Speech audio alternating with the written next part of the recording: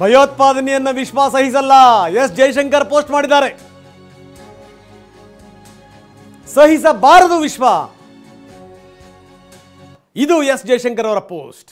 ಜೈಶಂಕರ್ ಅವರ ಪಾತ್ರ ಬಹಳ ದೊಡ್ಡದಿದೆ. ಹೌದು, ಅಮೆರಿಕ ನಮ್ಮ ಬೆನ್ನಿಗೆ ನಿಲ್ಲೋದ್ರ ವಿಚಾರದಲ್ಲಾಗಿರ್ಬೋದು, UN ನಮ್ಮ ಬೆನ್ನಿಗೆ ನಿಲ್ಲುವಂಥ ವಿಚಾರಕ್ಕೆ ಸಂಬಂಧಪಟ್ಟಂಗೆ ಆಗಿರ್ಬೋದು.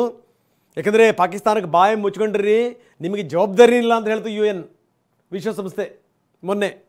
ಅದರಲ್ಲಿ ಜೈಶಂಕರ್ ಪಾತ್ರ ಬಹಳ ದೊಡ್ಡದಿದೆ. ಬಹುಶಃ ಈ ಅಟ್ಯಾಕ್ ಆದಂತ ನಂತರದಲ್ಲೂ ಕೂಡ ಇವ್ರ ಪಾತ್ರ ಬಹಳ ಇದೆ. ಎಲ್ಲ ದೇಶಗಳನ್ನ ವಿಶ್ವಾಸಕ್ಕೆ ತೆಗೆದುಕೊಳ್ಬೇಕಿದೆ. ಯಾಕಂದ್ರೆ ಪಾಕಿಸ್ತಾನ ಈಗ ಆಲ್ರೆಡಿ ಕ್ಲೈಮ್ ಮಾಡೋಕೆ ಶುರುವಾಗಿದೆ, ನಮ್ಮ ನಾಗರಿಕರ ಮೇಲೆ ಅಟ್ಯಾಕ್ ಮಾಡಿದ್ದಾರೆ ಅಂತ ಹೇಳ್ಕೊಂಡ್ಬಿಟ್ಟು. ಹಾಗಾಗಿ ದೇಶಗಳ ಗಮನ ಸೆಳೆಯೋದಕ್ಕೆ ಪಾಕಿಸ್ತಾನ ಪ್ರಯತ್ನ ಪಡುವಂತ ಸಂದರ್ಭದಲ್ಲಿ ಭಾರತದ ಮೂಲ ಉದ್ದೇಶ ಏನಾಗಿತ್ತು, ಆ ಉದ್ದೇಶಕ್ಕೆ ತಕ್ಕ ಹಾಗೆನ ಅಟ್ಯಾಕ್ ಏನ್ ಮಾಡಿದೀವಿ ಅನ್ನುವಂತನ ಬಹಳ ವಸ್ತುನಿಷ್ಠವಾಗಿ ವಿಶ್ವದ ಮುಂದೆ ಇಡಬೇಕಾದಂತ ಪ್ರಯತ್ನ ಆಗ್ಬೇಕಾಗಿದೆ. ಅದು ನಾವು ವಿದೇಶಾಂಗ ಸಚಿವರಿಂದ ನಿರೀಕ್ಷೆ ಮಾಡ್ತಾ ಇರುವಂತದ್ದು. ಅದ್ರಲ್ಲಿ ಅವರು ಬಹಳ ಚಾಲೂ ಇದ್ದಾರೆ ಕೂಡ, ಬಹಳ ಅದನ್ನು ಮಾಡ್ಕೊಂಡು ಚೆನ್ನಾಗಿ ಅಚ್ಚುಕಟ್ಟಾಗಿ ಮಾಡ್ಕೊಂಡ್ ಬಂದಿದ್ದಾರೆ.